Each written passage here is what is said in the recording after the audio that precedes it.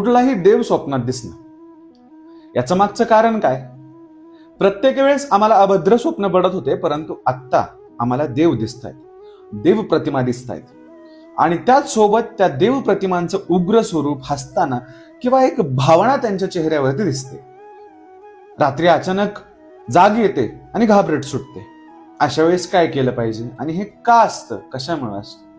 आपण कधीच जर कुलदैवताला पूजलं नसेल, अचानक तुम्ही त्या कुलदैवताच्या ठिकाणी गेलात, कळत न कळत चुकत, परंतु तुम्हाला ते तुमचं कुलदैवत माहित नाही, किंवा एखाद्याच्या घरी सुवासनी आहे आणि ते कुलदैवत तुमचं आहे, तुम्ही तिथं जेवण केलं, मग त्या भगवंताला जर तुमच्यापर्यंत बोलवायचं असेल तर स्वप्न पडतं.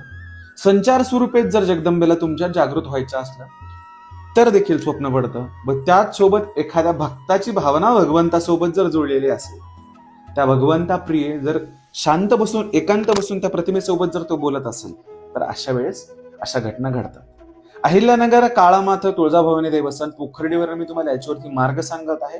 कुलस्वामिनी व कुलदैवताचा कुलाचार करावा, तदनंतर त्या देवाचे व्रत करावे. त्यानंतर तुम्हाला दृष्टांत जो आहे तो बंद होईल आणि भगवंताचं दर्शन भेटणं ही सौभाग्याची गोष्ट असते. ओम काली जय भवानी.